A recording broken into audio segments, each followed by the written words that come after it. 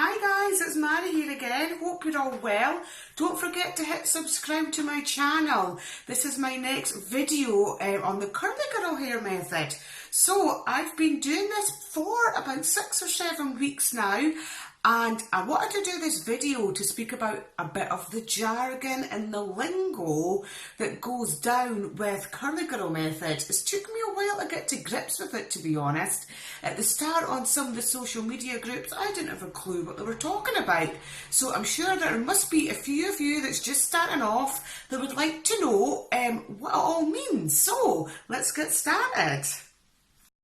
Alright, so what I want to speak to you about first is all the jargon associated with washing your hair. So the top one is co-washing. Co-washing simply means washing your hair with conditioner. No shampoo, right, just getting in there and scrubbing with your curly girl approved conditioner. So no shampoo, co-washing is just washing with conditioner. Alright, so next up we have a low poo. Yes, a low poo, which just means using a shampoo, but what is low in all the nasties and the baddies, like your sulfates and your silicones. Some of these could be like using your baby shampoos. They would be classed as a low poo. So I'm going to speak to you a little bit more in my next video about low poos and other different types of shampoos that you can use. But low poo is simply a shampoo which is low on the nasties, low on sulfates and low on silicones. Alright, next up is a pre-poo. Now yeah, there's catching a vibe here. This all is sounding a little bit like I'm talking about poop, but I'm not. Low poo and pre-poo. A pre-poo is simply a treatment that you're doing before you're shampooing, before you're co-washing. So a nice could be a moisture treatment or something that you're using before you're going in and doing your shampoo. Alright, so the next one that you might hear is squish to condish.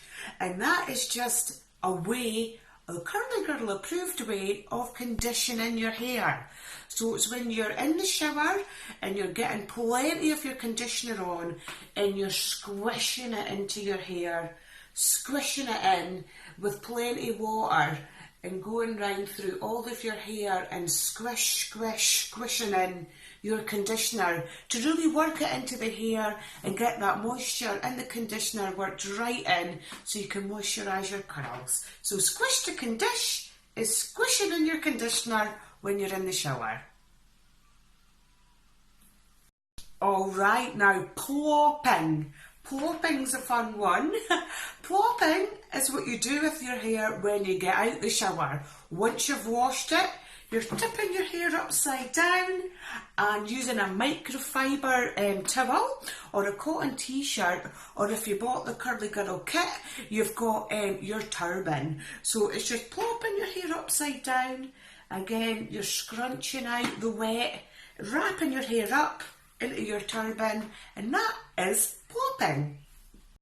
Okay, so for more of your styling jargon, or the little curly girl method language, you have SOTC, which is an abbreviation for scrunch out the crunch. So a lot of people, everybody's different in curly girl method, but some people will put, once they've washed their hair, a lot of gel on. So they're putting a lot of gel on their hair, and that's creating a cast with the gel, which goes hard.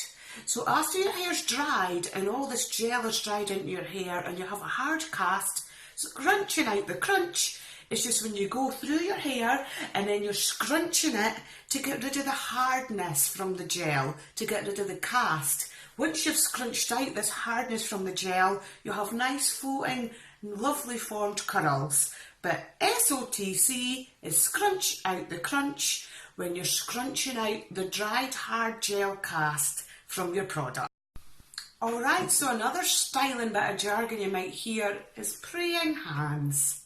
Yes, praying hands is simply just the way that you're putting on your products onto your dry hair.